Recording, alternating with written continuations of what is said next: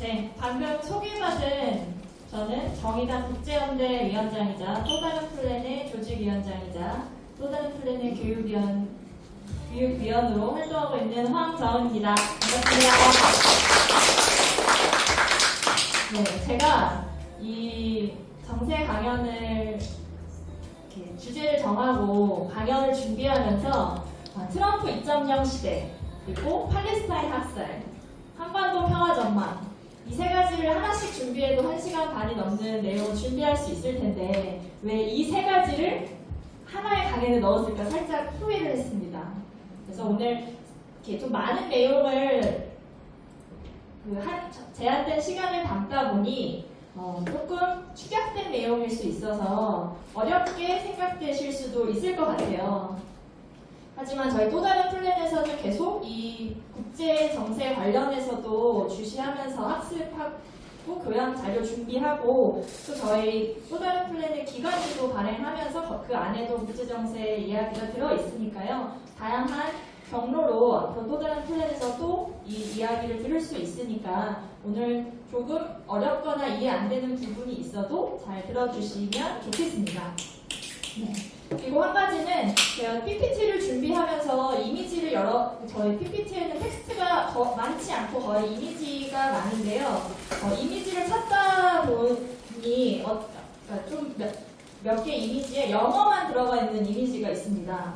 되도록이면 한국어가 들어간 이미지를 찾으려고 했는데 한국 언론도 그렇고 보통 이제 친미의 주류 내용이 많다 보니 제가 찾고자 하는 뭐 그래프라던가 아니면 이미지가 한국어로 된 게 많이 없었어요. 그래서 그러한 경우에는 이제 영어로 된 이미지가 들어가 있어서 부득이하게 연근 자료를 사용했다라는 점이 그거를 번역할 시간까지는 없어가지고 그 부분에 대한 양해를 부탁드리겠습니다. 먼저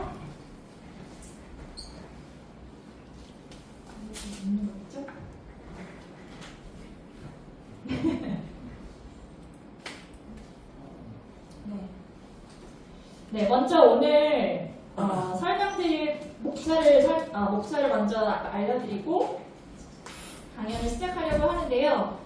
먼저 첫 번째는 실제 트럼프 2기가 들어서기 전에 어떠한 경제적 그리고 세계 정세적 배경이었는지를 먼저 설명드리는 게 좋을 것 같아서 세계 대공황과 미국의 패권 변화에 대해서 먼저 말씀을 드리려고 하고요. 두 번째로 트럼프 2기 정부에서 세 가지 내용을 준비했습니다. 첫 번째가 전쟁의 지속. 이미 두 개의 전쟁이 진행되고 있었던 전쟁이 끝나지 않고 지금도 계속되고 있고, 그리고 거기에 더해서 지속되는 전쟁 위기가 있다라는 첫 번째 부분. 그리고 두 번째는 트럼프 2기 정부를 신제국주의라고 요즘 이야기하거든요. 그래서 어떤 의미에서 트럼프 2기 정부를 신제국주의라고 부르는지에 대한 내용을 설명드릴 거고, 요즘 많이 나오고 있는 관세 위협, 관세 강화, 관세 전쟁 이런 이야기들로 이야기되고 있는 부분이고요. 그리고 마지막 세 번째가 트럼프 2기 정부의 하에서의 한반도에도 평화 위기, 전쟁 위기가 있다라는 걸 세 번째로 설명드리려고 합니다. 그리고 마지막으로 그럼 이런 시기를 살고 있는 우리, 여기 모여주신 진보정당의 활동가인 우리는 어떤 것을 해야 하는지에 대한 좀 구체적인 제언을 드리고 오늘 강연은 마무리하려고 합니다. 그럼 시작해 보도록 하겠습니다. 첫 번째는 세계 대공황과 미국의 패권 변화입니다. 트럼프 2기가 들어선 배경인데요. 현재 세계 경제 상황에 대한 분석은 되게 여러 가지가 있는데 한 가지에서만 동일하거든요. 바로 이 그래프가 보여주는 것처럼 세계 불확실성 지수가 엄청 높다는 겁니다. 네, 그래프를 보시면 저기 2025년 1월이에요. 그래프가 굉장히 오르는 게 보이시죠? 네, 이거는 IMF 국제통화기금에서 140여 개국을 대상으로 측정했던 세계 불확실성 지수입니다. 그래서 현재 경제가 굉장히 안 좋은 상태이고 불안한 흐름이 감지되고 있고 불확실성이 계속 악화된다는 점에서 불확실성 지수가 높습니다. 그래서 실제로 경제 전문 매체에서는 2008년에 미국발 세계 경제 금융 위기가 있었잖아요. 그 위기가 해소되지 않고 지금까지도 계속되고 있어서 실제 지금도 우리는 대공황이 지속되고 있는 경제에서 살고 있다라고 규정하기도 합니다. 그래서 공황은 실제로는 전 세계 경제가 수년간 이제 급속한 경기가 후퇴되고 그리고 실업이 급증하고 산업 생산이 감소하고 국제무역 축소를 겪는 심각한 경제 위기를 이제 경제 공황이라고 부릅니다. 그래서 아시는 분들도 있겠지만 저희 한국의 김수현 교수님은 세계가 20세기에 들어서고 나서 저희가 두 번의 공황을 경험했다고 합니다. 네, 첫 번째 공황은 여러분들도 잘 아시는 1929년부터 38년 대공황이죠. 그래서 이 대공황은 2차 세계대전이 발발하면서 해소가 되었습니다. 네, 왼쪽에 보이는 사진이 1차 대공황 때의 사진이고요. 두 번째 공황은 1973년에서 73년과 79년 두 차례의 석유 파동이 있으면서 에너지 가격이 오르고 세계 전반 경제에 걸쳐서 발생한 공황이 두 번째 공황이라고 이야기합니다. 네, 오른쪽에 석유가 없다라는 표현만 지금 쓰고 있죠. 그래서 이 기간 동안에는 인플레이션이 높고 실업률이 높아서 우리가 보통 스태그플레이션이라고 불리는 현상이 발생했을 때가 바로 이 두 번째 공황이었습니다. 그래서 이 두 번째 공황이 커지면서 실제로 그 당시에 정부가 공공지출을 증가시켜서 경제를 운영했던 케인즈주의 정책이 이제 작동하지 않는다.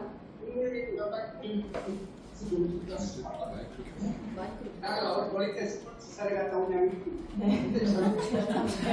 제주에서 듣고 계신 분은 음소거를 해주시면 좋을 것 같습니다.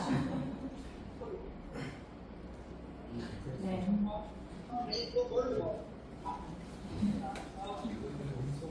네, 그래서 이 두 번째 공황이 터지고 나서 실제로 정부 개입을 축소하고 시장의 자유화, 자본의 자유화를 촉진시키는 신자유주의가 등장했던 거죠. 그러던 신자유주의가 이제 세계를 지배하던 2008년 신자유주의의 모순이 폭발하면서 3차 공황이 옵니다. 그래서 이 3차 공황이 미국에서 발발했지만 이후 전 세계로 퍼졌기 때문에 세계 대공황이라고 부르는 거고요. 그래서 이때 말한 세계 대공황이 지금까지도 계속되고 있는 세 가지 지표가 있다고 합니다. 첫 번째가 거품 경제의 붕괴인데요.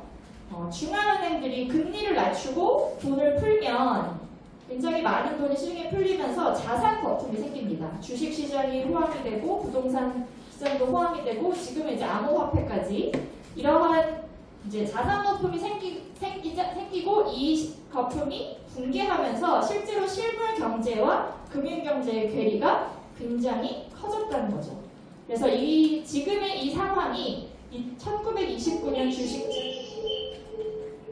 주식시장 붕괴와 좀 비슷하다라고 보여진다는 점에서 지금도 대공황이 계속되고 있다고 하는 거고요. 두 번째가 자본주의 시스템의 한계가 달했다는 겁니다.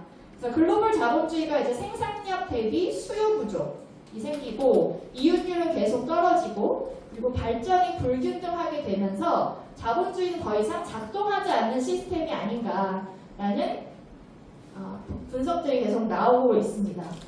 그리고 마지막이 글로벌 공급망의 위기가 찾아왔다는 겁니다.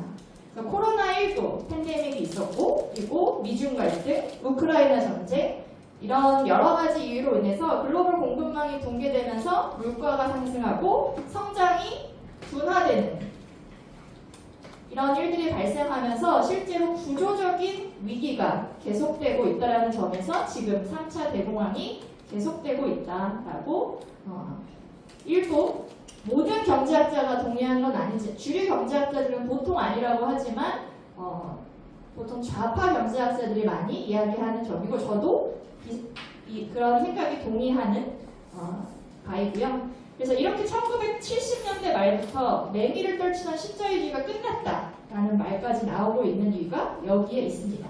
그럼 세계 경제는 지금 3차 대공황 공황이 연속적으로 지금도 계속되고 있다고 한다면 미국은 어떤지 한번 미국의 상황을 보도록 하겠습니다. 네, 미국도 팬데믹을 거치면서 재정 지출이 굉장히 늘어났고요.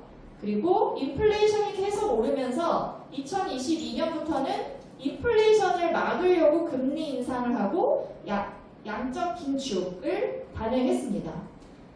그래서 경제 상황이 안 좋았던 상황에서 또 다른 경제 문제가 다시 불거져 나오기 시작했던 거고요. 그리고 미국의 공식 실업률은 지금 2025년 5월 기준으로 보면 4.2%라고 해요. 트럼프 정부가 이야기하면서 반세기 만에 최저 수준을 유지한다라고 발표하기도 했습니다. 그래서 제가 찾아본 건데요. 이거는 실제 미국의 비영리 싱크탱크인 공유경제번영연구소라는 곳이 있는데 여기에서 올해 4월에 펴낸 보고서에 나와 있는 미국의 실질 실업률을 보여주고 있는 그래프입니다. 네, 실질 실업률 위에 이제 그 22.4%라고 써져 있죠. 그래서 이 공식 실업률에 원래 실질 실업률을 보면 굉장히 큰 차이가 납니다. 즉 전체 노동자의 4분의 1 가까이가 사실상 실업 상태에 놓여 있다는 분석을 내놓은 건데요. 정부가 발표한 3-4%대의 실업률과는 굉장히 차이가 있죠. 이것뿐만 아니라 미국에서는 기업 파산이 2024년 9월 기준 33.5%가 증가했다고 합니다. 그래서 이제 트럼프 정부가 내어보는 여러 가지 경제 지표들을 보면 물가가 안정되고 있고 실업률도 안정되고 있다. 그러니 금리를 인하해도 된다라고 하면서 요즘 뉴스에 많이 나오고 있는 이야기가 있습니다. 근데 실제로는 실업률은 굉장히 높은 상태이고 통계에 잡히지 않는 실업률까지를 이제 잡아보려고 했던 그 비영리 싱크탱크의 보고서처럼 실제 그 사람들이 느끼는 경제적 위기는 굉장히 다르다는 이야기죠. 그래서 이처럼 역사적으로 공황이 닥쳐올 때마다 자본주의는 항상 새로운 방법을 찾아서 그 공황을 극복하려고 했습니다. 1차 대공황 때 전시경제가 공황을 극복하게 만들었고 2차 대공황이 왔을 때는 자본에게 자유를 주는 무한정한 자본에게 자유를 주는 신자유주의로 공황을 극복하려고 했고 지금 4차 대공황이 지속되고 있는 지금 시점에서는 자본 그리고 미국 정부 또한 새로운 자본의 축적 방식을 바꿔가면서 이 공황을 타개하려고 하는 상황이다라는 것을 먼저 말씀드리고 싶었고요. 네, 두 번째는 신냉전에 대해서 이야기를 드리려고 합니다. 미국은 2차 세계대전 이후로 세계 제1의 패권이었어요. 그 패권이 지금까지도 이어져 오고 있습니다. 그런데 이 미국이 가지고 있던 패권은 두 가지 큰 기둥이 있습니다. 첫 번째가 군사적 패권이었고요. 두 번째가 경제적 패권이었습니다. 그런데 이 경제적 패권이 약화되고 군사적 패권이 강화되면서 지금 미국도 패권의 위기가 있다라는 말씀을 드리려고 하는 건데요. 2차 세계대전 이후에 미국이 패권국이 되면서 동맹 세력을 굉장히 많이 만들었습니다. 예를 들어서 2차 세계대전이 끝났을 때 유럽이 많이 전장이었기 때문에 많은 것이 부서지고 경제가 초토화되어 있는 상황에서 이 유럽 경제를 재건하기 위해서 미국이 굉장히 재정 투여를 하죠. 마셜 플랜이라고 들어보셨을 거예요. 이 마셜 플랜을 통해서 유럽의 많은 국가들을 동맹국으로 만들었고요. 한국전쟁 이후에 남한의 경제 원조를 굉장히 많이 주면서 동북아시아에서 한국을 남한을 동맹국으로 만들었습니다. 그리고 북대서양 조약기구, 보통 나토라고 불리는 나토와 같은 지역적 군사 동맹체를 만들기도 했고요. 그리고 세계 곳곳에 미국 군사기지를 만들기도 했습니다. 세계의 미국 군사기지가 몇 개나 있을 것 같으세요? 200개요.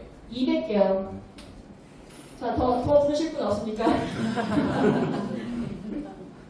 네. 네? 아닌가요?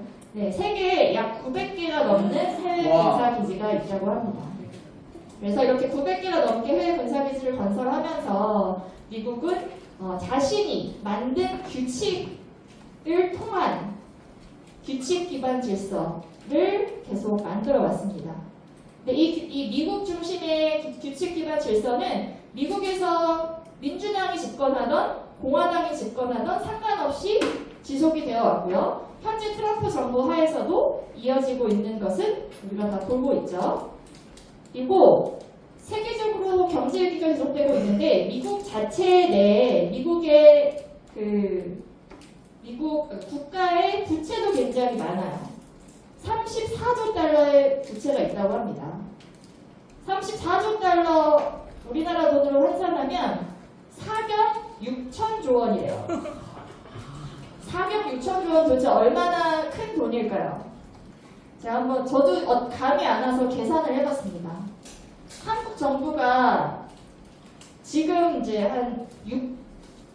지금 한국 정부가 1년간 쓸 수 있는 예산 있잖아요. 국가 예산. 그걸 기준으로 했을 때 한국 정부가 70년 동안 예산으로 쓸 수 있는 돈이 4억 6천조 원이랍니다. 그래서 이 34조 달러 부채가 있는 상황에서 미국은 계속 동맹국을 만들어 왔어요. 그 동맹국을 만드는 방법 중에 하나가 공공의 적을 만들고 그 적을 상대하기 위한 동맹국을 묶는 방식으로 만들어 왔습니다. 그래서 아시아에서는 중국, 러시아, 북한이 그랬고 중동에서는 이란을 중심으로 위협 세력을 규정하고 동맹국 간에는 결속을 만드는 걸 해왔던 거죠. 네, 그래서 2022년에 미국이 주도하는 군사동맹체 나토 정상회의에서 12년 만에 새로운 전략 개념을 채택합니다. 이건 전략 개념 그 보고서의 표지고요. 여기에서 핵심은 러시아를 가장 중대하고 직접적인 위협으로 그리고 중국을 체제에 대한 도전으로 규정합니다. 그리고 이에 맞서 러시아와 중국에 맞서서 공동 대응하자라는 게 새로운 전략 개념의 핵심이었어요. 그래서 이는 미국 경제가 세계 총생산에서 차지하던 압도적인 비중을 상실했지만 미국이 압도적인 군사력이 있기 때문에 가능했던 이야기입니다. 그리고 나토의 군사력 증강 요구 또한 했죠. 그래서 이러한 신냉전 시대에 미국은 얼마나 경제적 패권을 잃었는지 잠시 보겠습니다. 1950년에 냉전이 처음 시작했을 때 미국은 세계 GDP의 약 30%를 넘게 차지하고 있었다고 합니다. 이때 구냉전 시기였죠. 이때 최대의 사회주의 경제였던 소련은 세계 GDP의 10% 이하를 차지했다고 해요. 그래서 미국이 소련이 거의 3배였다라는 거죠. 그리고 구냉전이 계속되는 기간 동안 소련은 한 번도 미국을 경제적으로 따라잡지 못했습니다. 근데 현재 상황을 보면 지금 미국의 세계 GDP 점유율이 낮게는 15%까지 떨어졌다고 합니다. 근데 지금 미국의 주된 경쟁자인 중국은 훨씬 더 미국에 근접해 있죠. 그래프를 보시면 위에 파란색이 미국이고요. 그리고 밑에서 올라오는 점선이 중국입니다. 굉장히 따라잡고 있고 그리고 다음 보시면 IMF에서 사용하는 지표가 이제 구매력 평가 지수라는 걸 사용하는데요. 이걸로 보면 2021년 미국은 세계 경제의 16%만 차지하는데 같은 지표로 봤을 때 중국 경제는 미국보다 18%가 더 크다고 합니다. 그래서 구매력 평가 지수로만 보면 아까 GDP 세계 점유율보다는 더 큰 경제적 격차가 나고 있는 거죠. 그래서 2007년부터 미국 경제가 24%밖에 성장을 했는데 4%밖에 성장을 못했는데 중국은 177% 성장하면서 7배 이상 빠르게 성장하고 있다는 걸 보여줄 수 있습니다. 물론 전반적인 생산성이나 기술력 혹은 기업의 규모 면에서는 미국이 앞서기 때문에 미국 경제가 중국 경제보다 많이 뒤떨어져 있다고 하지 않습니다. 하지만 미중 경제 격차가 소련의 경우 분행전에 비해서 보면 굉장히 훨씬 작다라는 얘기죠. 그래서 경제적 패권이 무너져가고 있는 미국에서 군사적 패권은 다릅니다. 미국의 국방비는 세계 2위에서 10위 국가의 국방비를 전부 합친 것보다 큽니다. 그래서 미국은 중국보다 훨씬 많은 수의 핵무기를 보유하고 있고요. 재래식 전력에서도 미국은 그 어느 나라보다 훨씬 압도적입니다. 네, 그래프를 보시면 미국의 군비 그리고 미국 주도의 군사 블럭의 군비까지 다 합치면 약 70%가 넘죠. 그래서 이 미국이 군사적으로 우위를 가지고 있을 때 그리고 지금 현재 경제적인 패권을 잃어가고 있는 현재 미국은 군사적인 우위를 활용하여 패권을 유지하고자 했던 모습을 보여주었습니다. 네, 그래서 미국이 강할 때와 미국이 약할 때의 상황을 보면 미국이 강할 때 상대적으로 강함을 느낄 때는 거리낌 없이 군사행동을 벌여왔습니다. 역사적으로 보면 베트남 침공이 그랬고요. 2002년도에 이라크 침공 때 그리고 리비아와 한국까지 미국이 강할 때는 직접 군사 개입을 해왔습니다. 하지만 미국이 약할 때는 타협하는 자세를 보여줬습니다. 예를 들어 2007년에서 2008년 그 금융위기 때 이걸 볼 수 있는데요. 이때 미국은 국제협력을 강조하기 시작합니다. 그리고 미국 스스로 세력이 약해졌다고 판단해서 중국과 협력하는 태도를 이때는 많이 보여주기도 했어요. 그래서 이때는 미국이 다른 나라에 개입하고자 할 때 직접 군사적인 개입을 하는 것이 아니라 하이브리드 전쟁, 군사적인 것이 아니라 경제 제재를 활용한 전쟁을 많이 했고 그리고 대리전을 하기도 했습니다. 그런데 이 세계 금융 위기로부터 미국 경제가 좀 회복했다라는 신호가 왔을 때 중국에 대해서 갈수록 공격적인 태세를 취했죠. 그래서 기억해보면 트럼프 1기, 트럼프가 처음 집권했을 당시에 무역전쟁 이야기가 나오기 시작했습니다. 그래서 미국은 힘을 되찾았다고 판단했을 때 즉시 공세로 전환한다라는 것을 볼 수 있습니다. 네, 그러면 트럼프 이러한 세계 경제 상황과 그리고 미국의 패권이 변화했던 관점에서 집권한 트럼프 2기 행정부는 어떤 성격을 가지고 있고 어떤 전략을 펼치고 있는지를 지금부터 보려고 하는데요. 뉴스를 많이 보면 이번에 트럼프 2기가 들어설 때도 마찬가지로 굉장히 파격적인 인사를 단행했죠. 그리고 예측하지 못한 정책들이 발표합니다. 그래서 어떤 언론에서는 계속 트럼프를 미치광이 혹은 미치광이 전략을 쓰고 있다 하거나 예측할 수 없는 충동적인 인물이다 라고 묘사합니다. 하지만 실제 트럼프는 자신의 지지 기반을 다지면서 자국에게 이익이 되는 것이라면 서슴지 않고 추진하는 전략가입니다. 그래서 우리는 이성적으로 트럼프 정부를 분석해야 할 필요가 있다라고 생각합니다. 네.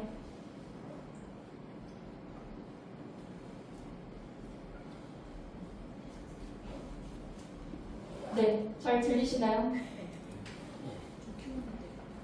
아, 네. 그래서 트럼프 2.0 시대, 미국은 미국 우선주의를 내세워서 자국의 이익이 되는 것이라면 무엇이든 하죠. 예를 들면 기후위기를 부정하면서 석유 자원을 대거 비용하는 것에서부터 지금까지 지속되는 전쟁, 그리고 지속되는 전쟁 위기에서 그 점을 볼 수 있습니다.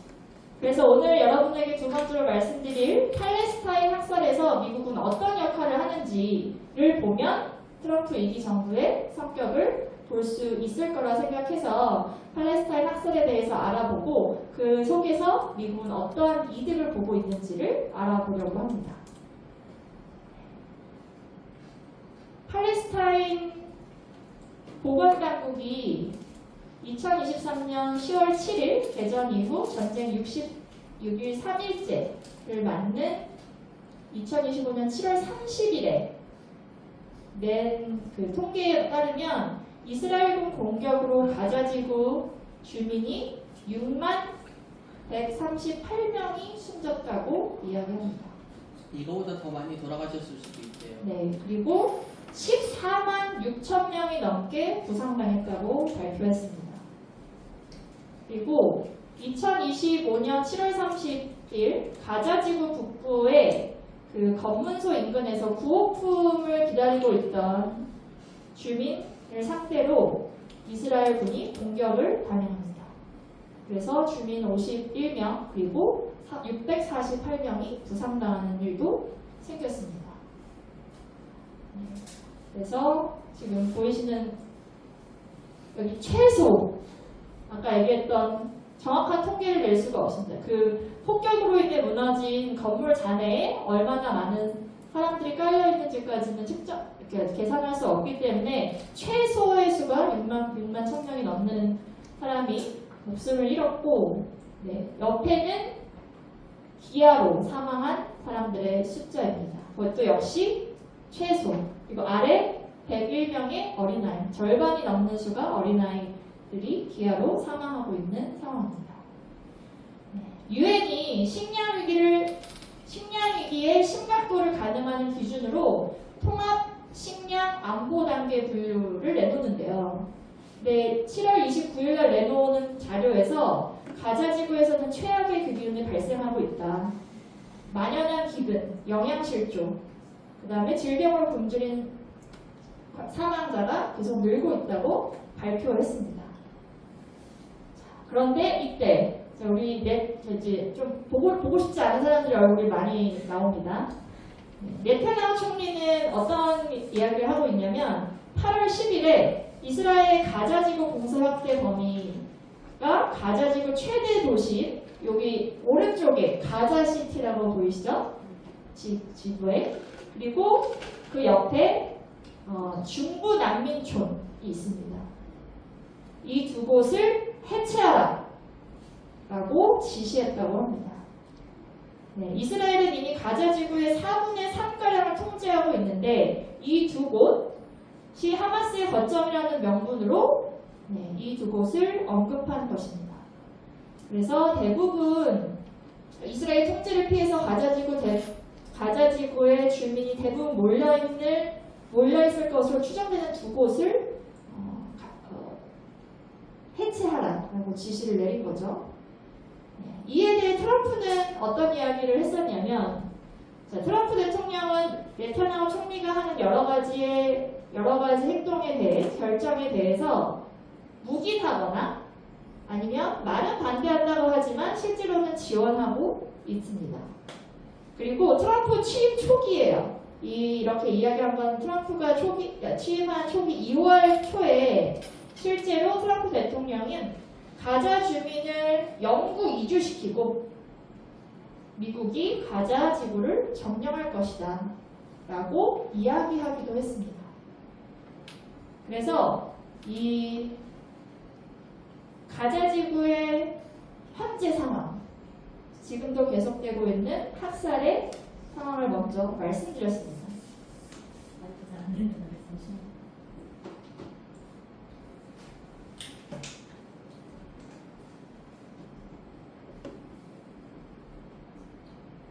안녕하세요. 아까 말씀드렸던 2월 생존비로 진행되고 있기 때문에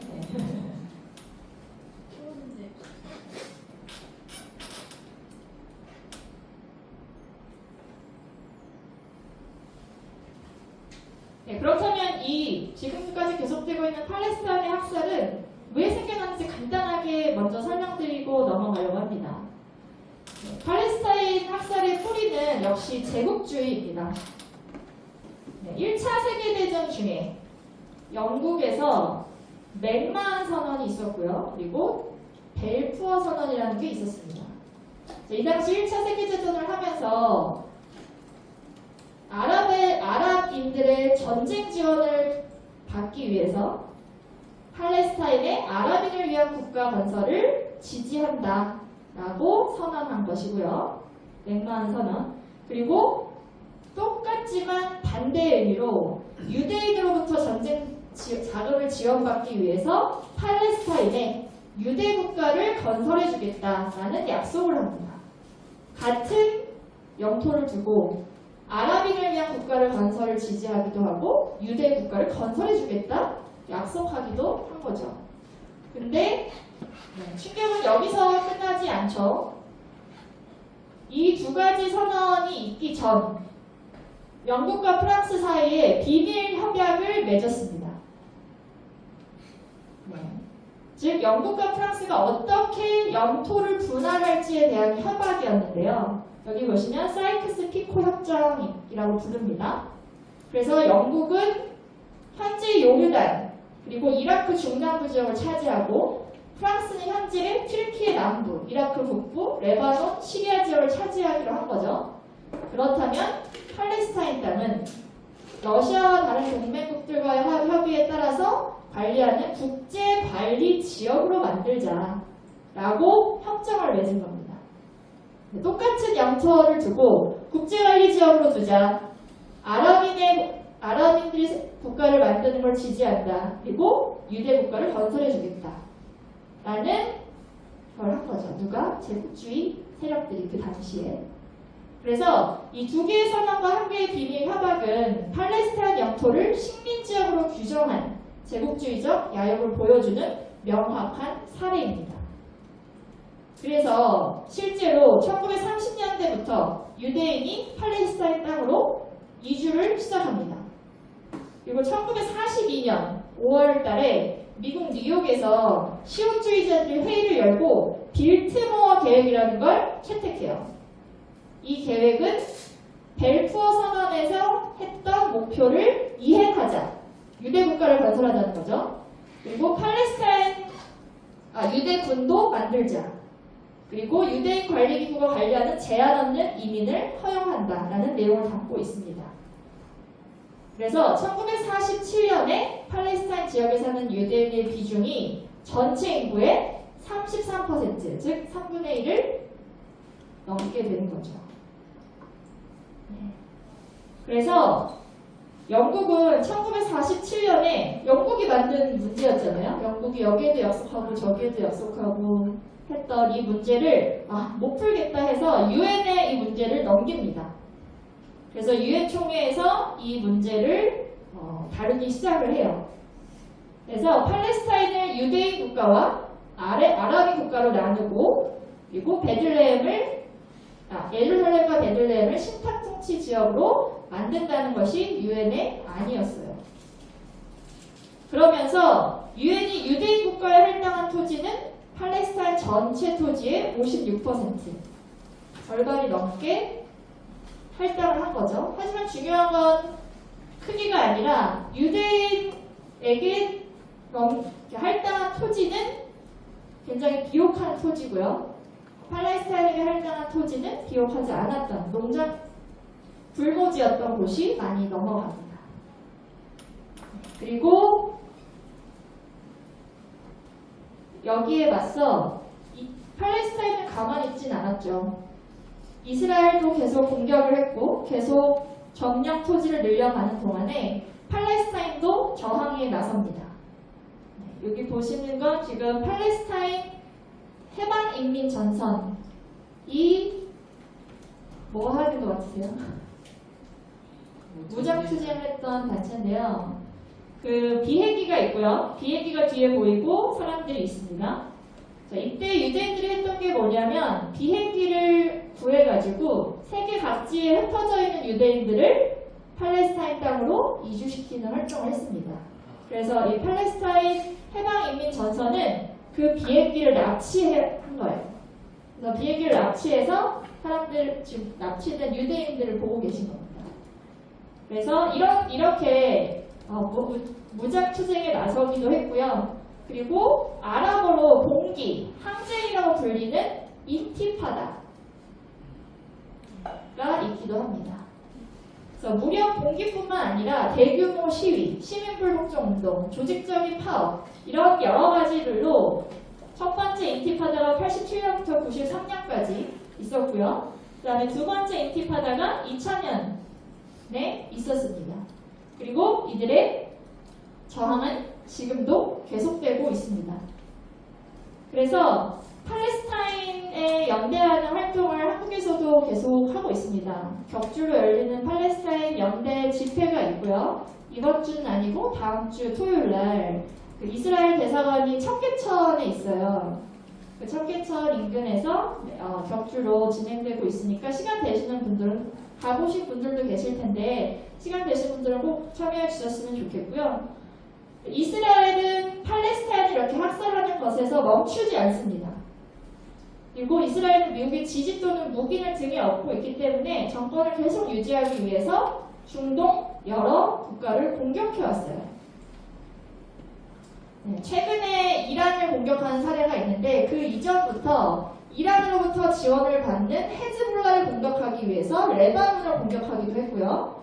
동쪽으로는 시리아, 서쪽으로는 이스라엘, 남쪽으로는 요르단, 북쪽으로는 레바논과 맞닿아 있는 골란 고원이라는 곳이 있습니다. 이게 여기가 시리아에 있는 곳인데요. 이 골란 고원을 차지하게 되면 군사적으로 굉장히 전략적인 요충지라고 해요. 여기서 보면 다 많은 곳들을 정찰할 수 있기 때문에 이 골란 고원을 차지하기 위해서 계속적으로 시리아를 공격하기도 했습니다. 그리고 지난 6월 이란을 공격했죠. 명분은 핵폭탄을 제조할 수 있는 수준의 이란이 이르렀다. 이를 막아야 한다. 핵 프로그램을 무력화시켜야 한다라는 명목이었어요. 그래서 이스라엘이 이란 곳곳에 공격을 합니다. 이때 사람들의 기추는 미국이 어떻게 할 것인가 있었어요. 그래서 미국은 이제 외국 분쟁에 끌어들이지 않을 거고 과거 핵정부들이 했던 중동에서 끝없이 바보 같은 전쟁을 벌였는데 이제 안 할 거다라고 비판했던 트럼프 대통령은 이스라엘의 이 공격에 가담하지 않을 거다라고 많이 예측하기도 했습니다. 그리고 당시에 미국은 이란과 핵 협상을 하던 중이었어요. 그래서 이스라엘이 이란을 공습하기 이틀 전까지만 해도 이란에 트럼프가 2주 안에 본격적인 협상에 나서라라고 요구한 상황이었습니다. 하지만 예상과는 다르게 미국이 이란의 핵시설을 폭격했어요. 그리고 이스라엘-이란 분쟁에 직접 개입하기도 했습니다. 저희가 평소에 들어볼 수 없었던 벙커버스터 미사일의 이름도 요즘에는 많이 알게 되죠. 슬프게도. 네. 그리고 미사일을 이제 중동 전역으로 이란의 이제 주요 핵시설을 폭파하면서 개입하게 됩니다. 다행히도 이 사안이 중동 전체 지역으로 확장되면 어떡하지라는 우려가 있었는데 다행히도 약속대련으로 미국과 이란은 휴전에 돌입합니다. 하지만 여전히 전쟁의 위기는 이 지역에서 살아 있습니다. 그렇다면 이 전 세계에서 팔레스타인 학살 그리고 중동 전역으로 전쟁 위기가 고조되는 것에 반대하는 목소리는 굉장히 많습니다. 우리나라에서는 비교적 작지만 세계 곳곳에서 팔레스타인과 연대하는 행동들이 있고 그리고 주요 국가 수반들도 이 문제에 대해서 적극 팔레스타인을 지지하거나 미국 규탄하는 목소리는 굉장히 높아요. 하지만 지금 이 순간에도 팔레스타인 집단학살은 계속되고 있죠. 왜 그런 것인가에 대한 답을 얻기 위해서는 그럼 과연 이 학살, 이 전쟁의 위기로부터 이득을 받는 자는 누구인가를 보는 게 중요하겠죠. 먼저 방산 수출, 무기 수출로 이득을 보는 미국입니다. 2023년 11월에 미 국무부가 이스라엘 국방부 소유 무기 제조업체에 약 4천억 원 규모의 무기를 판매합니다. 그리고 판매자는 미국의 기업 라파엘 USA 방산 기업이죠.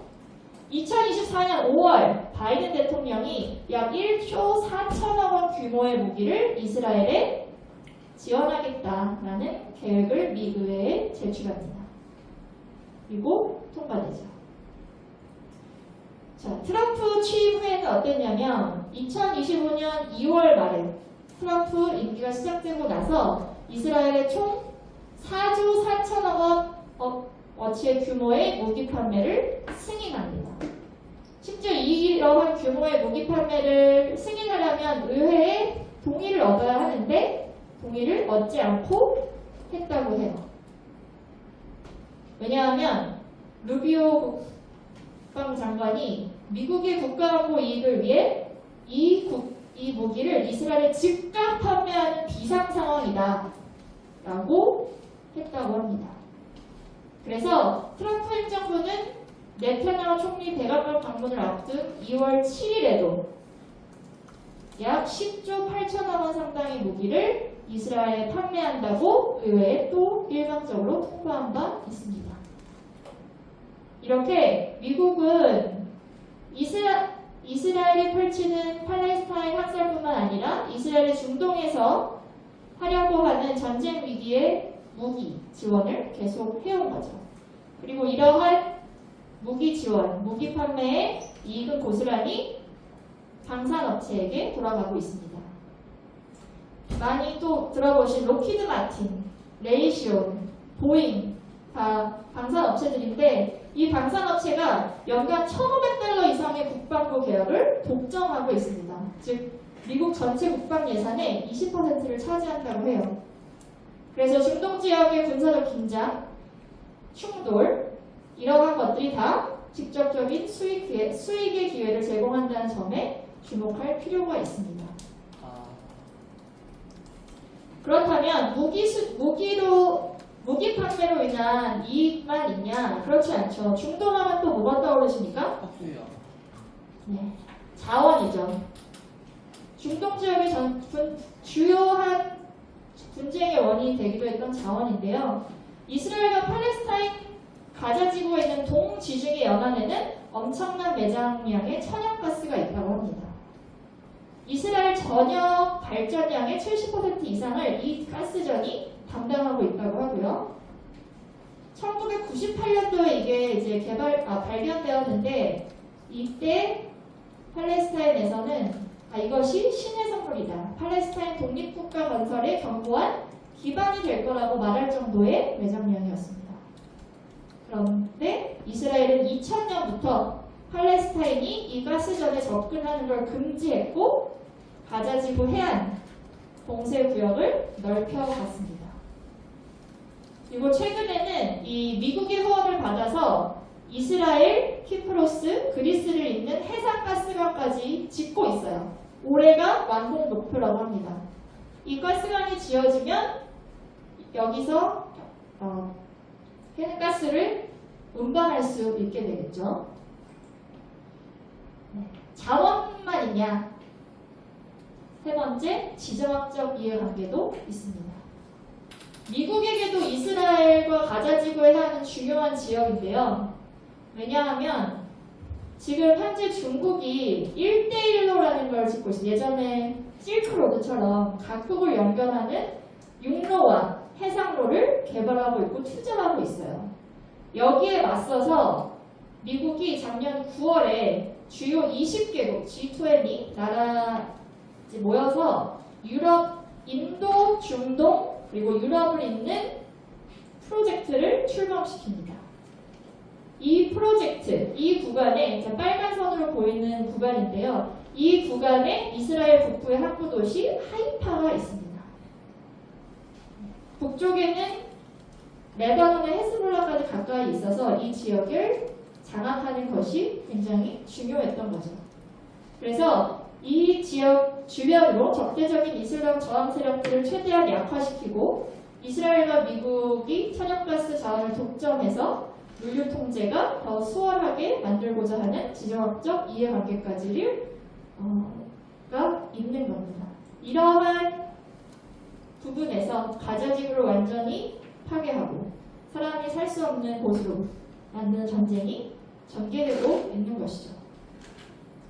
네, 지금까지 본 것처럼 팔레스타인에 대한 이스라엘의 집단학살 그리고 이를 지원하는 미국은 자국의 이익이 되는 것이라면 학살과 전쟁도 감행할 수 있다는 것을 보여줍니다. 역사적으로도 보았지만 현실, 지금도 이루어지고 있는 현실이라는 점에서 우리는 트럼프 정부의 위협성을 알 수 있습니다. 그렇다면 트럼프 정부의 위협성은 여기서 멈추는 것은 아닙니다. 안타깝죠? 두 번째로 말씀드릴 것은 신제국주의인데요. 트럼프의 신제국주의 많이 들어보셨을 건데 네, 취임하자마자 여러 가지 이야기를 합니다. 파나마 운하를 되찾겠다. 그리고 히토리를 포함한 풍부한 천연 자원이 있는 그린랜드를 사겠다. 캐나다를 미국의 51번째 주로 만들겠다. 미국 남부와 멕시코 연안에 멕시코만이라고 부르는데 그걸 아메리카만으로 부르겠다. 라고 하는 이야기들을 많이 들어보셨을 겁니다. 그리고 아까 얘기했던 팔레스타인 자치지역인 가자지구를 미국이 점령하겠다까지의 선언을 보면 트럼프의 신제국주의를 볼 수 있습니다. 그래서 그 당시에 나왔던 말이에요. 본노주의, 먼노주의를 따서 만든 말인데요. 트럼프의 신제국주의를 나타내는 말이고요. 도널드 트럼프의 돈, 그리고 먼노의 노를 따서 만든 용어인데요. 본노주의를 이제 취임 초기에 많이 부르기도 했습니다. 즉, 이 본노주의, 예전에 1823년 노의 먼노주의가 처음 나왔는데 이때 먼노가 얘기했던 대통령이에요. 먼노. 그러니까 얘기했던 건 뭐냐면 경도 영도를 기준으로 왼쪽, 즉 아메리카 대륙이 있는 왼쪽은 미국 땅이야. 그러니 그 당시의 제국이었던 유럽에게 그 선을 넘는 쪽은 미국 땅이니 넘보지 말아라 했던 게 먼노주의였습니다. 그 당시에 이러한 만평 만화가 신문에 실렸다고 해요. 보면 자 저기가 유럽 대륙과 이제 미 대륙을 되게 가깝게 그려놨죠. 근데 넘어오지 말아라. 아메리카 대륙은 아메리카 거다. 라는 걸 이제 보여주고 있는 만평 만화였습니다. 그래서 이 먼노주의 그리고 취임 초기에 불렸던 본노주의는 미국의 팽창주의를 나타내고 있습니다. 그래서 이 본노주의, 신제국주의가 영토 확장의 야욕을 드러낸 언사라고는 하지만 실제로 우리가 집중해야 할 것은 거기에 있진 않고요. 현재 우리가 많이 듣고 있는 관세 위협입니다. 관세 요즘 너무 많이 들으시죠? 근데 그 관세가 위협이라고 느껴지시나요? 아니요. 느껴지시진 않죠. 그래서 그것에 대해서 한번 보려고 하는 건데요. 이 트럼프 2기 그리고 규칙을 기반으로 한 질서가 이제 종말을 맞이했다. 그리고 예전에는 군함을 앞세워서 약소국의 부를 마구 강탈해갔던 제국주의 시대의 외교를 군함 외교라고 불렀는데요.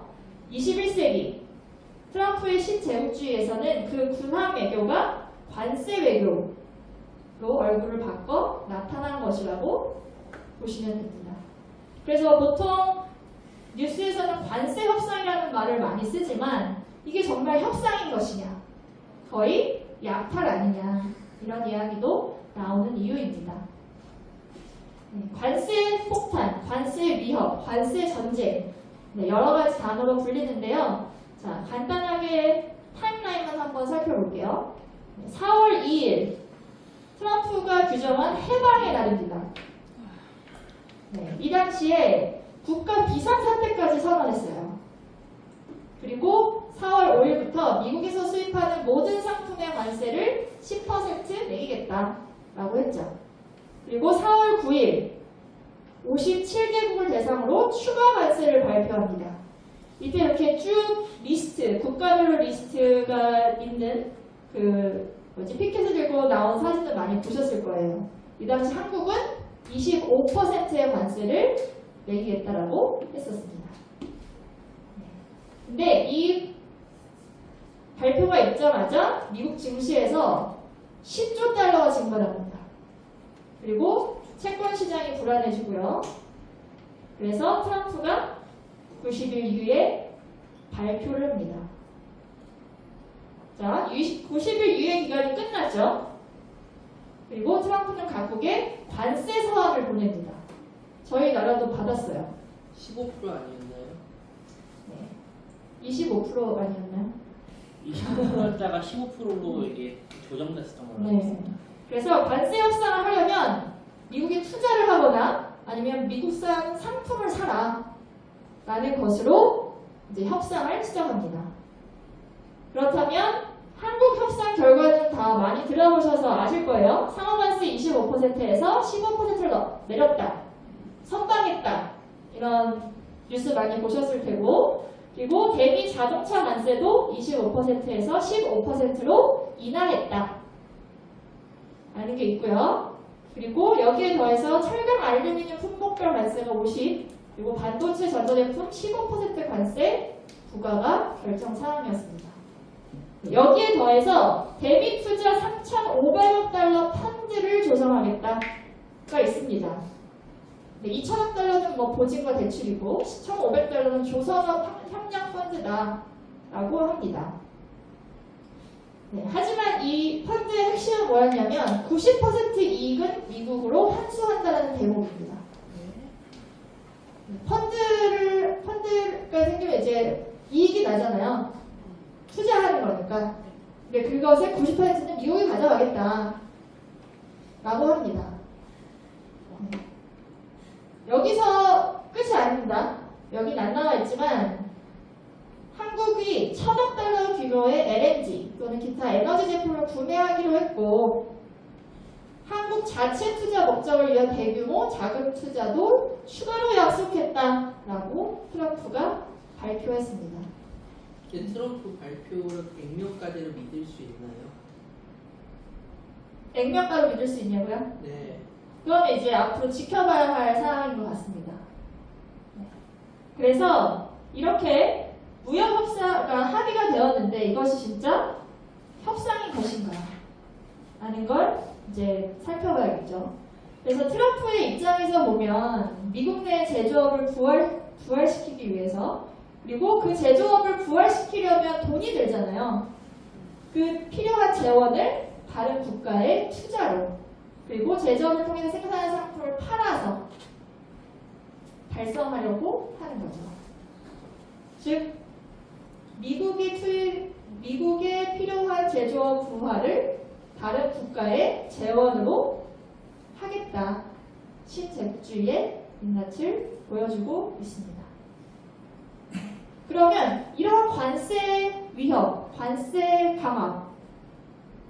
강화에 원래 기반이 되었던 이야기가 있잖아요.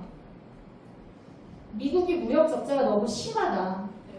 그것은 다른 나라가 이 무역 협상을 이용하여 미국에서 많은 것을 갈취해 갔기 때문이다.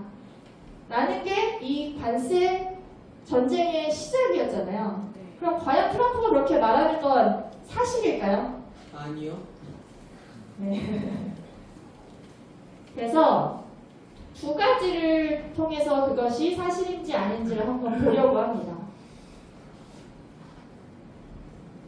자, 저희가 아니라 미국이 이야기하는 이 세계 각국이 제품을 사들이는 미국의 관대함을 이용해서 막대한 무역 적자가 발생했다라는 게 미국의 이야기입니다. 트럼프의 이야기죠. 자, 실체를 보면 미국 정부와 미국의 다국적 기업은 전 세계의 값싼 노동력을 착취하고 싼 제품을 미국 소비자에게 판매하기 위해서 세계 공급망을 구성해 왔어요.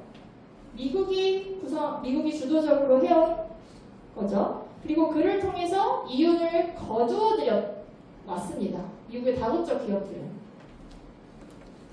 그런데 그것이 미국의 적자가 급증했다는 사실을 가려버리고 있죠. 사실 미국으로 수입되는 중국 제품의 37%는 미국 기업이 가공 목적으로 들여오는 중간재입니다. 그리고 한국의 대미 수출품 중에서도 51%가 중간재예요. 그래서 미국은 여기서 불쌍한 피해자가 아니라 미국 기업이 유리한 고지, 예를 들면 디자인이나 브랜딩이나 지식재산처럼 수익성이 매우 높고 높은 글로벌 공급망을 점령하고 있는 상대적으로 수익성이 낮은 부분은 다른 나라로 외주를 준 거죠. 이것이 미국이 만들어온 세계 공급망 체계입니다. 이 공급망 체계를 위해서 미국도 그동안 이득을 봐왔죠. 그래서 실제로는 미국이 만들어 놓은 체제에서 많은 이득을 얻었지만 그 이야기는 전혀 하고 있지 않습니다. 두 번째로 트럼프는 미국산 제품이 가격 경쟁력이 떨어진다. 그 이유는 미국 달러가 강세이기 때문이다.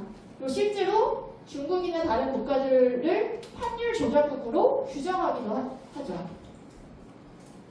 하지만 미국이 실제 생산하는 것보다 더 많이 소비할 수 있는 것은 달러가 그냥 미국의 어떤 통화가 아니라 세계의 기축 통화이기 때문에 미국은 다른 국가가 전혀 누릴 수 없는 말도 안 되는 특권을 누리고 있기 때문입니다. 예를 들어 다른 나라가 미국처럼 무역 적자가 많다면 통화 가치가 떨어지고 수입품을 살 수 있는 능력도 떨어지고 더 다른 나라에 더 싼 값의 상품을 수출하게 됩니다. 그런데 미국은 기축통화국이라는 지위 때문에 이러한 시장의 조정 역학이 작동하지 않았던 거죠. 이 달러 강세가 무역 적자의 원인이기도 하지만 아무런 부정적인 영향을 겪지 않고도 달러를 찍어내고 돈을 빌려서 다른 나라로부터 싼 값의 상품과 노동력을 구매할 수 있었던 특권으로도 작용한다는 사실은 이야기하지 않습니다. 그래서 미국은 달러의 기축통화라는 이 역할 덕분에 저금리로 자금을 조달해서 세수 부족에 따른 재정 적자를 메꿀 수도 있습니다. 여기에 더해서 달러는 미국의 세계 금융 체계를 감시하고 통제해서 제재까지도 할 수 있는 막대한 권력이 있어요. 그래서 미국이 경제 제재를 할 수 있는 이유 중에 하나가 바로 달러가 가지고 있는 특권이기도 합니다. 그래서 트럼프의 관세는 약소국이 불강탈했던 제국주의 시대에 관세 외교로 바뀐 신제국주의를 보여주는 한 가지 중요한 사실이라는 것을 알 수 있습니다. 그래서 이 트럼프 관세 위협이 여러 국가에 계속되고 있고 굉장히 큰 뉴스가 되고 있잖아요. 그런데 우리는 실제로 그 관세 위협이 느껴지진 않습니다. 근데 그 관세 위협이 현실로 다가온 나라가 있어요. 네, 남아프리카 공화국의 중간에 아주 작은 국가가 있습니다. 레소토라는 국가인데요. 이곳에서 주요한 산업 중에 하나가 미국에 있는 리바이스, 월마트에 청바지를 납품하는 사업이 주요한 굉장히 큰 산업 중에 하나예요. 그렇기 때문에 이 국가는 대미무역 흑자를 보고 있었습니다. 그리고 이 수출이 전체 수출의 20%를 차지하고 있었어요. 근데 미국이 여기에 50% 관세를 때립니다. 최고 수치예요. 자, 어떻게 됐을까요?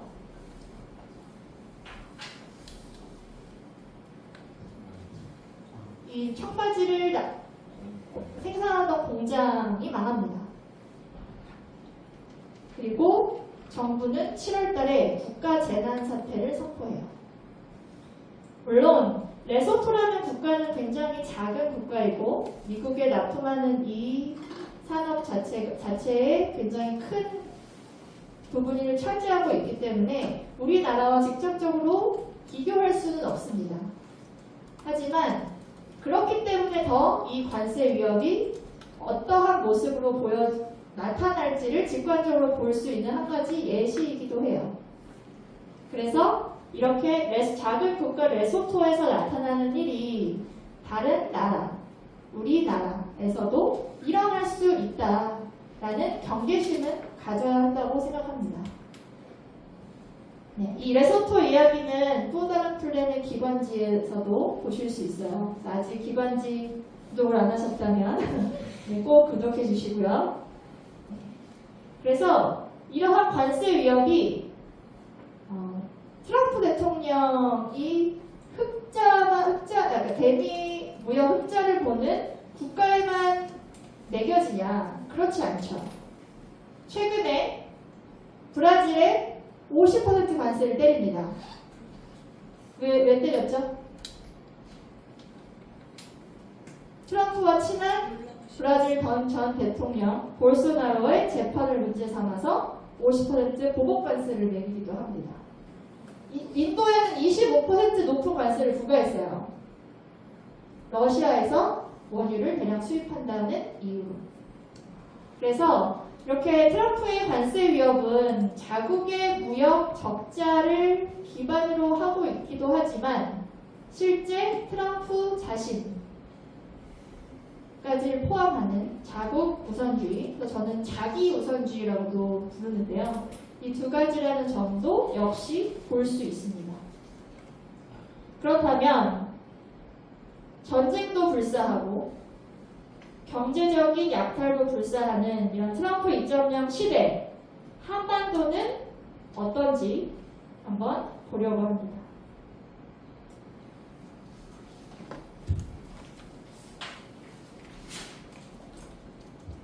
한반도 전쟁 위기는 평화 위기, 전쟁 위기 두 가지로 보려고 하는데요. 네, 첫 번째가 연합군사훈련입니다. 윤석열 정권이 들어서고 나서 2024년, 작년이에요. 이거는 2025년인데 2024년 연합군사훈련이 총 275일 동안 진행되었다는 사실을 아셨나요? 네. 1년이 365일인데 275일 동안 연합군사훈련이 한반도 주변에서 진행되었습니다. 그리고 저희가 열심히 윤석열 퇴진투쟁을 할 때 2025년 1월에서 4월까지의 수치인데요. 이때에도 98일 동안 진행이 되었습니다. 보시면 하얗게 나온 이게 달력이잖아요. 하얗게 보여지는 부분이 연합군사훈련이 한 건도 없던 날입니다. 거의 없죠, 하얀 부분이. 이 연합군사훈련을 많이 했다라는 것도 굉장히 좀 놀라운 사실인데 어떠한 연합군사훈련을 했는지가 더 중요하겠죠. 북한과의 핵전쟁에 대비한 실사격 연습이 있었고요. 북한뿐만 아니라 중국과의 전쟁을 가상한 연습도 진행되었습니다. 여기에 미 본토 방어를 위한 연습도 했습니다. 그리고 미국의 핵무기와 통합되는 성격의 군사 연습도 진행되었다는 점이 중요합니다. 그래서 2022년부터 미국에서 새롭게 작성된 핵전쟁 계획이 있어요. 이것을 작전계획 2020이라고 부릅니다. 이 계획을 숙달하기 위한 훈련으로 계속 이 연합훈련이 되고 있다는 점을 특별하게 볼 필요가 있습니다. 그러한 연습이 윤석열 취임 초기부터 해서 쭉 윤석열 퇴진 집회가 이루어지는 시기에도 계속 되었다는 점을 우리는 잘 신경 쓰지 않죠. 굉장히 중요하게 봐야 할 문제입니다. 두 번째는 이러한 연합군사훈련이 되는 이유와도 맞닿아 있는 대중국 전초기지화 문제입니다. 첫 번째 사진은 올해예요. 5월 15일 미국 하와이에서 태평양 지상군 심포지엄이 열렸습니다. 여기에 주한미군 사령관, 주한미군 사령관이에요, 이분이. 제이비어 브런슨이 이런 말을 합니다. 한국은 중국 앞에 떠 있는 고정된 항공모함이다. 여러분 항공모함에 살고 계신 거예요. 이런 발언을 했고요. 좀 더 최근이죠. 7월 18일 도쿄에서 한미일 외교 차관 회의가 열렸고요. 여기에 참석한 크리스토퍼 랜다우 미국 국무부 부장관이 한 이야기입니다. 한미 동맹을 미래형 포괄적 전략 동맹으로 강화하자. 되게 좋은 말인 것 같죠. 미래형 뭔가 선진적이고 포괄적 이렇게 많은 구역이 포함되어 있을 것 같고 전략 동맹. 근데 이 말에 숨어 있는 것은 무엇이냐면 원래 한미 상호 방위 조약이 있어요. 여기에 따르면 양국 중 한 국가가 공격을 당하면 나머지 한 국가가 도와주는 것으로 방위 범위를 정하고 있습니다. 그런데 이번에 미국이 요구한 건 미국의 인도태평양 전략, 즉 중국을 포위하는 이 포위망 구축에 한국도 동참해라 라는 뜻으로 해석해야 합니다. 자, 구체적으로 요즘 대만 유사시에 어떻게 할 것인가? 대만 유사시의 주한미군은 참전하는 것이다. 이런 이야기 많이 하잖아요. 이랬을 때 대만 유사시에도 한국이 대만을 지원해야 한다. 라는 걸로 해석될 수도 있는 문제이죠. 그래서 한국을 미국의 포괄적 전략 동맹, 즉 중국과의 갈등 혹은 군사적 긴장 상태에서 미국의 편에 서서 미국이 공세하는 전초 기지로 한국을 삼을 수도 있고 삼아야 한다는 그 동맹에 참여해야 한다는 거 아니냐라는 것을 주목해야 합니다. 자, 그런데 이 미국의 요구에 대해서 외교적 걱정도 있지만 이러한 결정을 여러분들이 할 수 있는 권리가 있으십니까? 아니요, 국회의원들밖에 없을걸요. 네. 그래서 이 문제는 외교적 문제를 넘어서 헌법과 우리나라의 주권의 문제임을 명확하게 할 필요가 있습니다. 그래서 이 대중국 전초기지화가 문제가 되는 이유는 실제로 중국과의 갈등 상황이 생겼을 때 중국이 어디를 가장 먼저 공격할 것 같으세요? 우리나라요. 네, 우리나라를 가장 먼저. 왜냐하면 우리나라가 예를 들면 미사일을 발사하거나 이러한 전초기지이기 때문에 우리나라를 가장 먼저 공격하겠죠. 그래서 소상리에 사드를 들여놓을 때도 명분은 북핵을 먼저 감지하고 위협을 감지하기 위해서 한다고 했지만 실제로는 대중국 전초기지로서 정보를 모으기 위해서 배치하는 거다. 그렇기 때문에 우리는 반대해야 한다. 이런 투쟁도 많이 했던 기억이 납니다. 네. 그렇다면 지금 한반도에 여러분은 약간 일상시의 관세 위협, 이런 군사적 긴장 이런 거 잘 못 느끼시잖아요. 네. 그래서 오늘 강의를 통해서 여러분 그런 것들, 이러한 위협, 그다음에 긴장이 높다 이런 것들을 좀 많이 아셨으면 좋겠고 이런 뉴스가 나올 때마다 좀 더 눈여겨서 봐주시면 좋을 것 같다는 말씀을 드리고 싶고요. 자, 그렇다면 우리는 뭘 해야 하는가? 라는 이야기를 드리려고 합니다. 신냉전의 초전성이 되어 있습니다. 한반도는. 그리고 이미 세계 최대의 해외 미군 기지도 들어서 있어요. 그리고 미국의 전략 자산이 자주 한국에 기여합니다. 합동군사훈련으로 언제든지 전쟁이 일어날 수도 있는 상황이에요. 한반도의 군사화가 북한으로부터의 안보를 지키기 위함이라고 하지만 사실상 미국의 패권 유지를 위해 한반도를 전초기지화한다는 것입니다. 한반도는 미국의 군사 패권을 유지하는 데 굉장히 중요한 역할을 하고 있어요.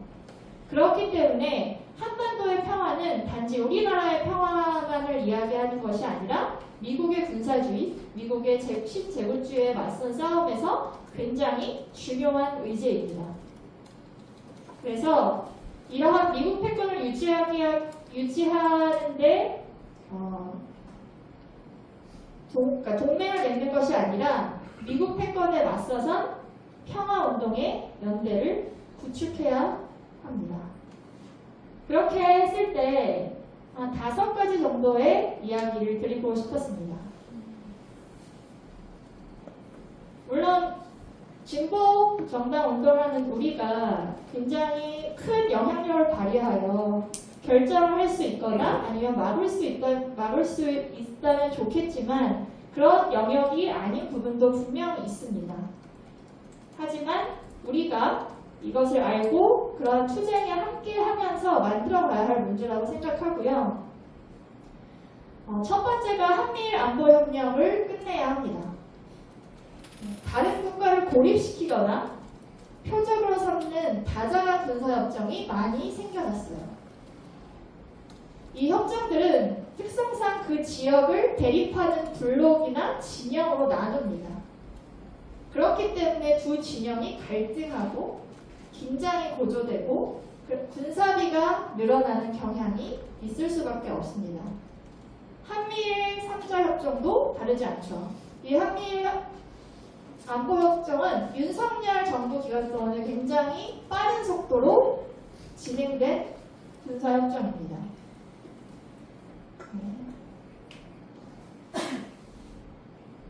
이 윤석열 정부 때 이 한미 군사협력을 동맹조약에 명시된 한반도를 넘어서 글로벌 차원으로 확대해 왔어요. 기억하시겠지만 2022년 6월 달에 윤석열이 바이든을 만나서 한미 동맹을 글로벌 포괄적 전략 동맹으로 격상하기로 합의한 데서 이걸 볼 수 있습니다. 그리고 2023년 캠프 데이비드 협정 한미일 정상회담이었죠. 여기에서 이 한미일 군사협력의 범위를 인도태평양 그리고 그 너머까지 확대하는 걸 설명했습니다. 이렇게 만들어진 안보협력 진영 대결로 나타날 수밖에 없기 때문에 이것을 이번 정부 때 끝내야 합니다. 이런 것들을 우리가 요구해야 한다는 의미입니다. 두 번째는 말씀드렸던 미국의 전쟁 연습을 중단해야 합니다. 윤석열 정부가 들어서고 나서 올해까지도 계속되고 있어요. 다음 주에도 하나 있습니다. 네. 그래서 이 군사훈련은 연례적이라고 하지만 굉장히 적대적이고 도발적인 훈련들이 많이 일어나고 있습니다. 북한 지도부 참수작전, 전면 침공작전 이런 것들이 작전의 이름이에요. 그리고 이런 공격적인 활동이 외교적 방법을 막고 그리고 표적이 된 국가들은 이에 대응하기 위해서 군사적 동원을 할 수밖에 없죠. 여기뿐만 아니라 2023년에 한미 정상이 만나서 핵 협의 그룹이 창설됐어요. 그리고 여기에서 핵 재래식 통합이 합의되기도 했습니다. 이게 뭐냐면 한국의 재래식 전력이 미국의 핵 전력을 지원하겠다라는 개념입니다. 그래서 미국의 핵 작전에 한국 군이 동원된다는 걸 의미해요. 아까 말씀드렸던 것처럼 18일부터 한미연합 군사훈련 많이 들어보셨던 을지 프리덤 쉴드가 진행됩니다. 이번 훈련이 그냥 연례적으로 실시하는 방어적 성격의 훈련이다 라고 강조합니다. 그런데 실제로는 전 영역의 지휘 통제, 즉 육해공뿐만 아니라 우주, 사이버 영역까지 모든 전장의 정보를 실시간으로 통합하는 사실상 전면전 상황을 가정한 연합훈련입니다. 연합훈련, 당연히 이 기간 동안에는 우리 한반도 전역에 긴장감이 조성되는 상황입니다. 잘 못 느끼시겠죠? 느끼셔야 합니다. 그래서 18일부터 계속 될 거고요. 네, 그래서 이 연합훈련 반대 운동도 저희가 해야 된다고 생각하고요. 세 번째가 트럼프가 이야기하는 동맹현대화에 반대해야 합니다. 저희 8월 25일에 트럼프가 초청하여 이재명 대통령이 한미 정상회담에 가죠. 여기에서 한국 정부는 이 트럼프가 얘기하는 동맹현대화에 반대해야 한다는 건데요. 이 동맹현대화가 이야기하는 것은 대중국 전초기지화를 이야기하고요. 저희가 많이 알고 있는 안보 비용 전가, 그리고 전략적 유연성 이런 것들을 요소로 하고 있습니다. 즉 전략적 유연성은 주한미군과 한국군이 대만이나 다른 한국 영토 밖에서 연합적 작전을 펼치는 걸 이야기하고요. 그리고 대중국 전초기지화는 아까 말씀드렸던 것, 그리고 안보 비용 전가는 많이 아실 방위분담금, 그리고 트럼프가 우리나라에게 국방비도 인상하라고 했어요. 대단하죠? 그래서 국방비 인상까지를 포함하여 동맹 현대화를 이야기하고 있습니다. 그래서 이 동맹 현대화에 반대하는 활동을 이재명 정부는 하진 않을 거라고 생각해요. 그래서 이러한 반대하는 목소리를 진보 정당이 내야 한다고 생각합니다. 그리고 네 번째가 투쟁 간의 연대입니다. 실제 동북아시아의 평화를 위한 투쟁은 실제 지역적이어야 하는데요. 각국이 당면한 투쟁의 요구가 물론 있긴 하지만 동북아시아가 직면한 문제는 서로 연결되어 있다는 점에서 우리나라간의 문제가 있지만 동북아시아 각국이 미군 군사기지의 문제로 굉장히 많은 투쟁이 벌어지고 있습니다. 그래서 예를 들면 가장 가깝지만 가장 큰 미군 반대 투쟁이 벌어지고 있는 오키나와가 있어요. 오키나와에는 지금 카데나 공군기지 그리고 해노코만의 미군 기지를 확장하고 있습니다. 굉장히 오랫동안 싸워오기도 했고 지금도 계속 싸워오고 있습니다. 그리고 우리나라의 소성리 사드 기지는 지금도 주민들은 반대 투쟁을 하고 있죠. 그리고 제주의 해군기지도 투쟁을 계속 이어나가고 있습니다. 이렇게 최전선에서 투쟁하는 현장 사람들과 그리고 그 사람들과 함께 이 투쟁 간의 연대를 만들어가는 것이 우리가 미국 패권에 맞서 평화운동의 연대 구축을 하는 한 가지 방법이라고 생각합니다. 마지막으로 말씀드리려고 하는 것은 이 미 패권에 맞선 반자본주의 그리고 평화연대를 구축하는 것은 구체적인 계기를 활용해서 우리가 할 수 있는 것들을 찾아보자는 건데요. 그 계기 중에 하나로 오늘 말씀드리고 싶은 것이 10월 30일부터 한국에서 개최되는 에이펙 정상회의입니다.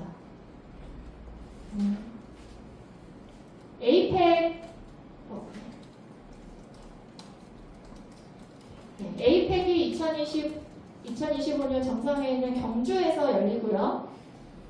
지금은 트럼프 그리고 중국의 시진핑이 참석할 가능성이 있다라는 이런 뉴스들도 많이 나오고 있죠. 그리고 에이펙은 실제 미국, 중국, 일본, 호주, 필리핀 등 태평양 연안 21개국이 회원국으로 구성되어 있는 회의입니다. 여기에서 열리는 정상회의에서는 정부와 기업 인사들이 모여서 무역, 투자, 형상 이슈를 논의합니다. 그래서 이번 정상회의는 트럼프의 관세 위협 이후 치러지는 첫 주요 경제회의이기 때문에 어떤 내용이 논의되는지 좀 주목할 필요가 있다고 생각하고요. 그리고 실제 이 회의에서 이 회의가 진행되는 동안에 시민단체나 시민 세력들이 참여하는 것은 열려있지 않아요. 그래서 어떠한 협상이 어떠한 방향으로 이루어질지 저희가 잘 알기 어렵습니다. 그리고 이 에이펙은 경제체가 모여서 하는 회의이기 때문에 자유무역, 시장 개방, 그리고 다국적 기업의 이익을 우선시할 수밖에 없어요. 그래서 우리 각국의 노동자나 농민, 또 이제 공공서비스 민영화, 노동 유연화, 환경 규제 완화 이런 문제들까지 다 실제로 문제가 될 수 있죠. 그래서 에이펙 회의는 물론 결정사항이 구속력이 없습니다. WTO 회의와는 다르게 구속력이 없기 때문에 우리가 에이펙에서 논의되는 사항들을 우리 일상생활에서 피부로 느끼기는 굉장히 어려워요.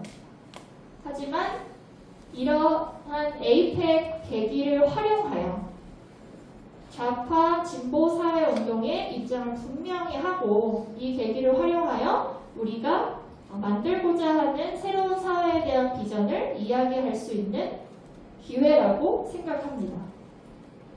그래서 에이펙 정상회의 자체에 반대하는 것뿐만이 아니라 에이펙이 상징하는 자본의 이익만을 위한 회의, 그리고 전쟁과 군사주의까지를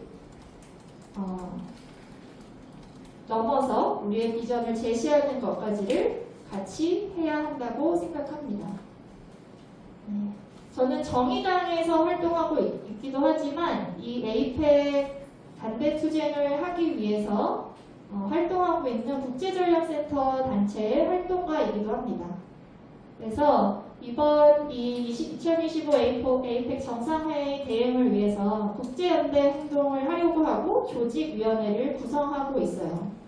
그래서 정의당에도 제안을 했고 정의당도 이 대응 투쟁을 함께 하기로 했습니다. 그래서 이 에이펙 대응 국제연대 행동은 국제전략센터라는 단체도 있고 각 진보 정당들에게도 제안을 한 상태고요. 그리고 국제 진보 좌파 사회운동 단체, 진보 정당, 지식인, 활동가들의 연대체인 국제민중총회라는 국제연대체가 있습니다. 그래서 이 IPA라고 부르는 국제민중총회와 공동으로 준비하고 있고요. 그래서 세계 각국에서 활동하는 진보정당 활동가, 그리고 지식인, 시민사회 단체 활동가들을 초청할 계획이에요. 그래서 9월부터 본격적으로 이와 관련된 포럼이나 토론회, 그리고 기자회견, 그리고 실제 정상회의가 열리는 10월 30일부터 11월 1일까지는 여러 직접 행동, 집회, 행진 이런 것들을 기획하고 있습니다. 그래서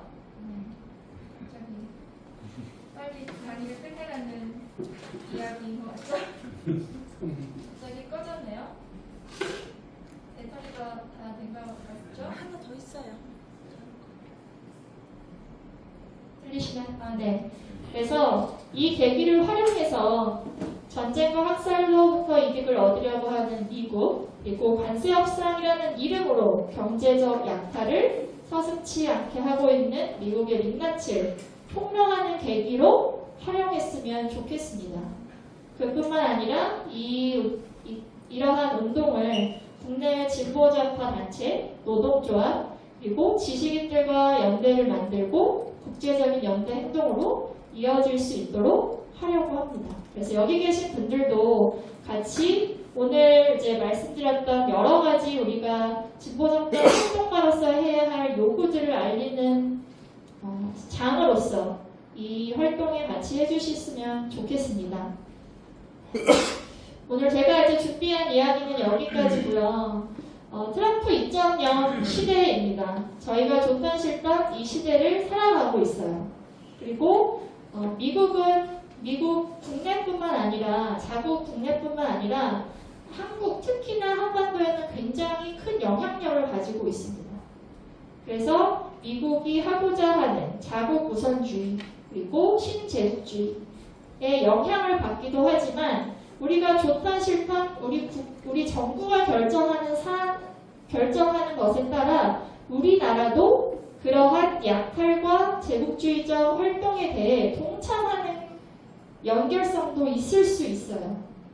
그래서 이러한 문제에 대해서 그렇기 때문에 더 자세하게 알아야 하고 더 많은 것들을 정부에 요구해야 한다고 생각합니다.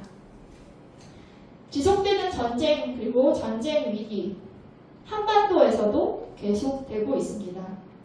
그래서 진보정당 활동가인 우리 반전평화를 위한 실천 계속했으면 좋겠고요. 또 다른 플랜에서는 이런 국제정세뿐만 아니라 우리가 같이 할 수 있는 실천이 무엇인지 그 실천은 어떻게 해야 하는지에 대한 공부와 토론을 계속 할 예정이니까요. 많은 참여, 클럽 모임뿐만 아니라 전체 강연 그리고 전체 모임 등에도 많이 참여해 주셨으면 좋겠고 적극적으로 우리 같이 이런 활동을 해보자 라는 의견도 많이 내주셨으면 좋겠습니다. 그래서 그런 것들을 모아서 오늘 우리가 나누었던 여러 가지 문제를 같이 해결하는 한 걸음을 같이 걸을 수 있는 또 다른 플랜이 되었으면 좋겠습니다. 감사합니다.